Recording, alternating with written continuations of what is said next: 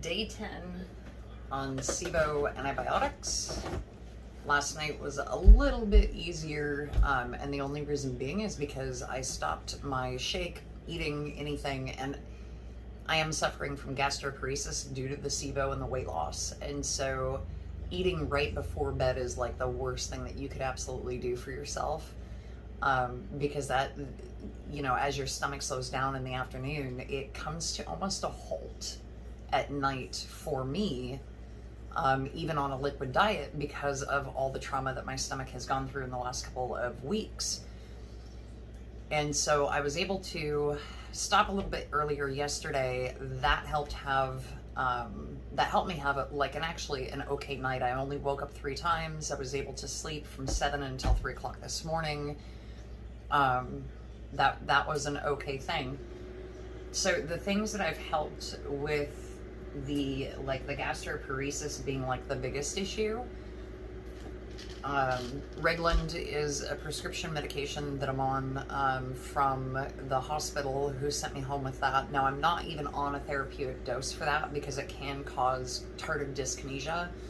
And so they really want me to take the absolute lowest dose, which is, in my situation, not really even therapeutic, which is kind of a shame.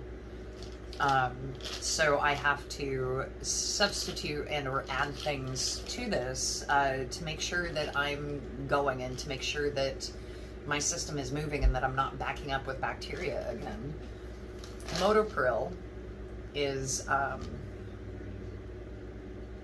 one that I've tried, and actually this one worked successfully last night. I took 1 instead of taking the recommended dose of 3. I would highly suggest, it says to take 3 times a day and then 3 right before bed. Go easy on this. So there's a lot of ginger, 1,000 milligrams in each little tablet.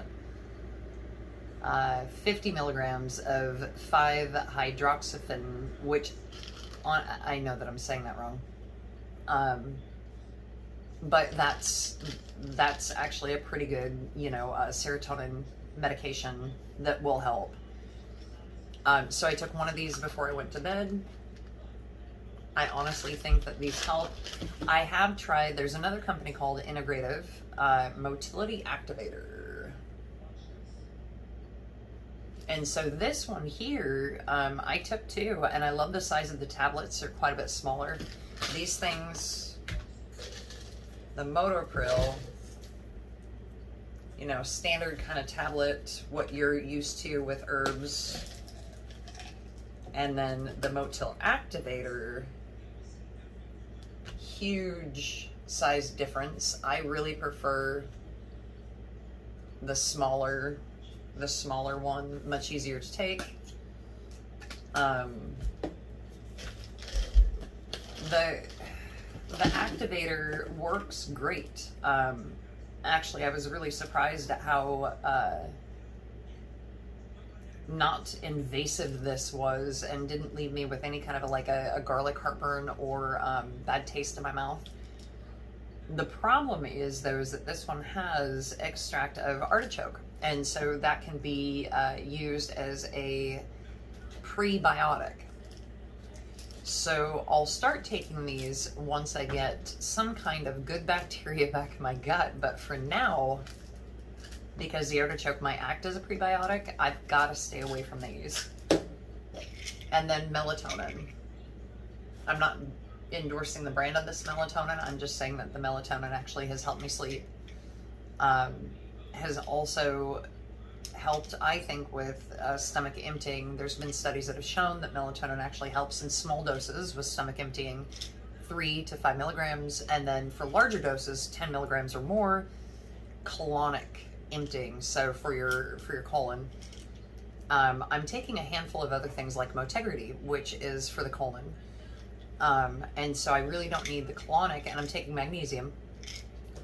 So I don't need the colonic emptying, I need the stomach emptying to be comfortable. So that's why I take the 3 of those. It's an uphill battle. Don't, if you wind up with a bacteria in your gut and this happens to you where they catch it really late and you wind up losing a bunch of weight and getting gastroparesis and not being able to eat and all this other stuff, hospitals just don't know what to do with you. They'll do all the typical scans, the CTs, the MRIs, the colonoscopy, the sigmoidoscopies. Once, though, that there's nothing found functionally wrong with you, or structurally wrong with you, should I say, you're kind of left on your own to fend for yourself. And so the only way that they would admit me is if I either, one, passed out, couldn't hold liquids down at all, my levels are completely off in regards to like my hydration levels, blood levels, all that good stuff. I've been able to stay hydrated, so that's out of the question.